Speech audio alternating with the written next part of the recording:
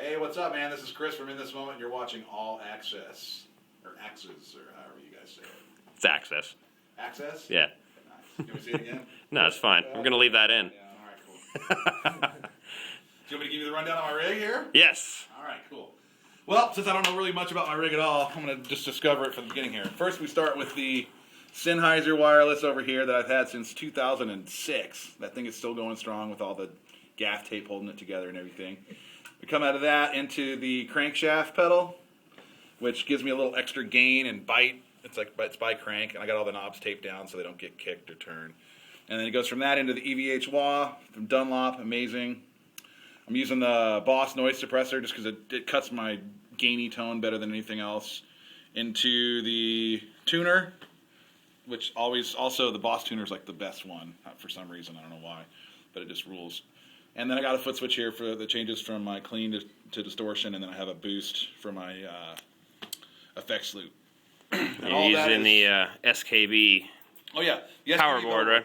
And this is my second one. The first one lasted like 3 years, and then I got this one and it broke like within 3 days, but I'm still using it.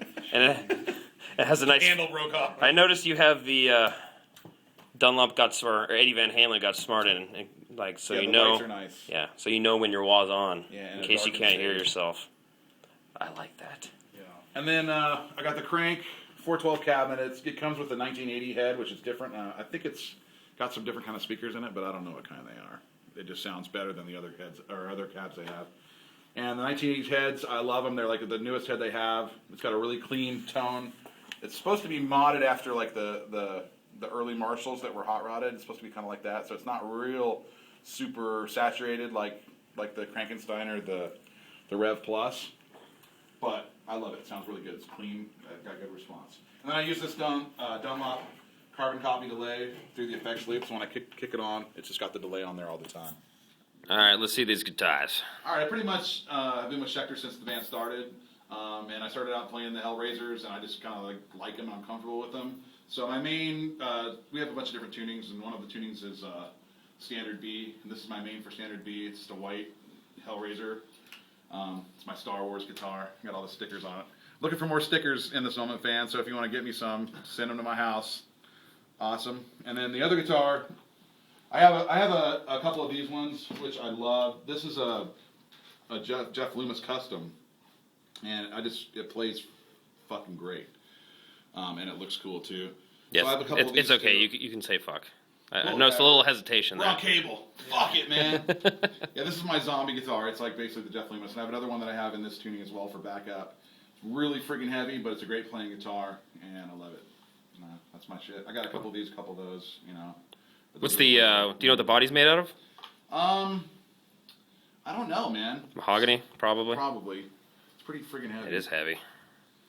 It's as heavy as like a Les Paul almost, but it's not, obviously. But yeah. Cool. Schecter. Right? So that's it. Then you just take 2 guitars with you out on tour, and that's it? No, we take 4. I take a main and a backup for each tuning, just because if something happens on stage, you want to be able to just walk over, grab the other one, and throw it on. Mm-hmm. But these are the main ones I'm going to be playing on this next tour coming up. I switch them out here and there. I have black ones and red ones, and I have a couple of Vs. The Vs are a little hard to play, so I don't really play them, on tour. But I got some with tremolo bars too, but I don't like taking those on tour because it's just more shit to deal with. I like the simplicity of just tuning it and playing it. Less is more in my world.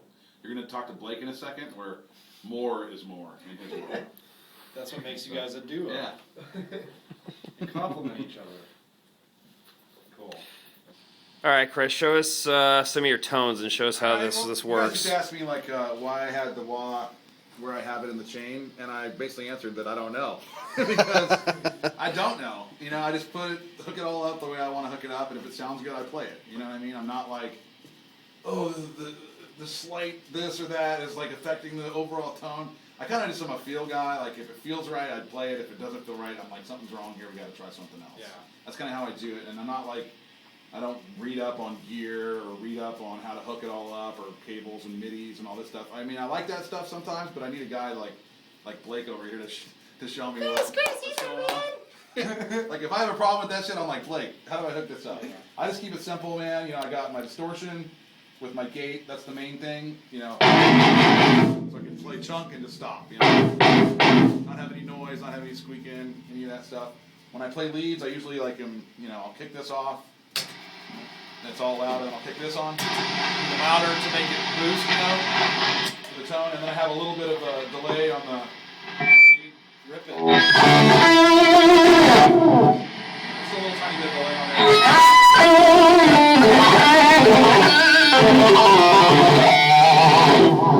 And I use the wah too, like with leads, you know.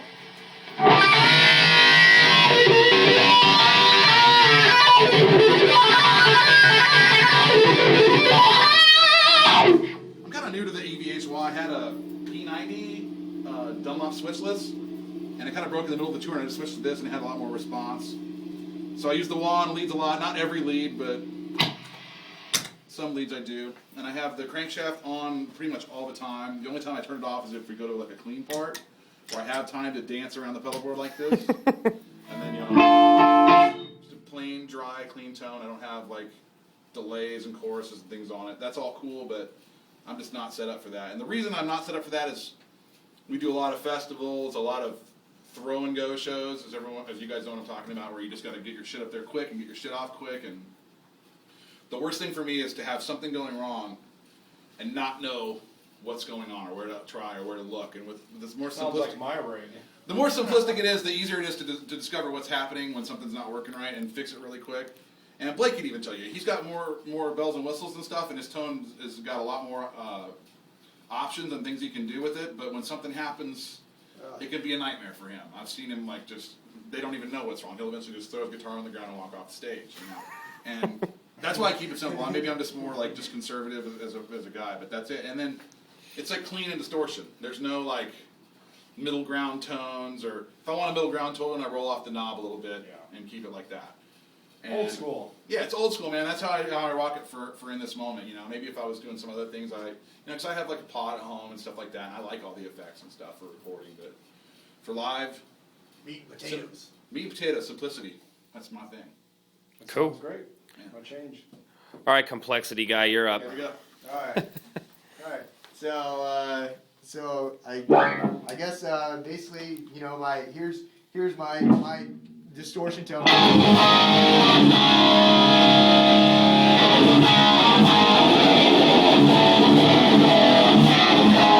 know, basically what I want to try to go for is just a ballsy kind of like low end, not too overbearing or whatever, but you know, just there enough to like shake your nuts a little. And then also, you know, a lot of clarity. I love clarity in distortion tone, and I find that using like too much distortion or maybe even not the right pickup, you know, whatever kind of stuff that you actually want to use to get you the clarity, you know, basically just, you know, so that every single note that you play is there, you know. And I'm one to play a lot of, you know, instead of just kind of that kind of stuff, I try to do like a little,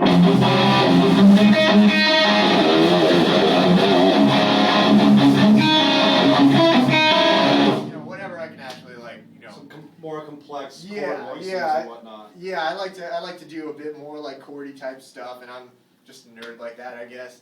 And so that's kind of my distortion tone. You know, I also have like a little bit of delay on songs. You can hear it after that.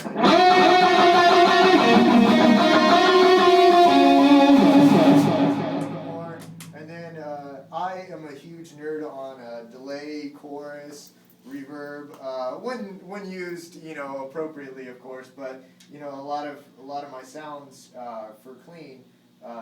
You know, derived from a lot, you know, delay and things like that. So I also love using like volume swells. So. You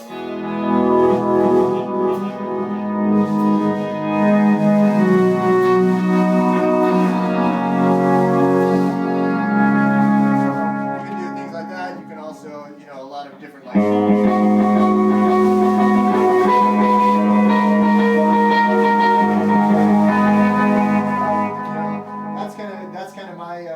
My kind of philosophy on distortion and clean. Of course, like a lot of my clean sounds, like I'll throw on some like tremolo, vibrato.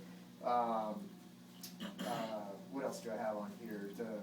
God, I have too much. Do shit on here, actually. that one. Oh, that one. Oh yeah, I call it the Rafa Poach setting, but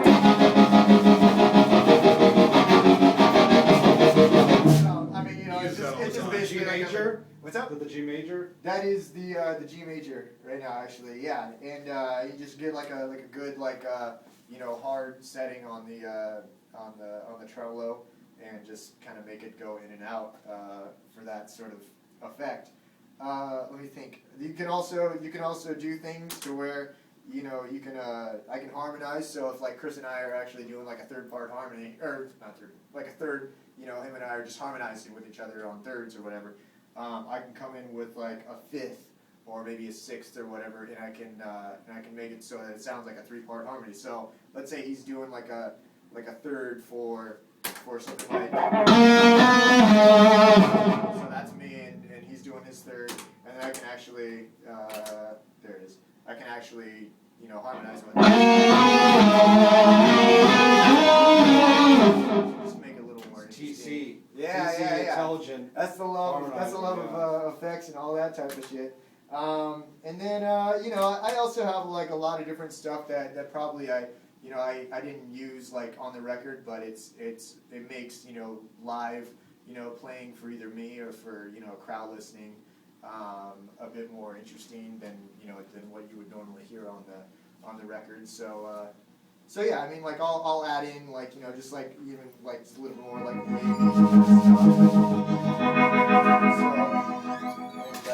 and so yeah, it's that's basically, like I said, my philosophy on tone, and there you go.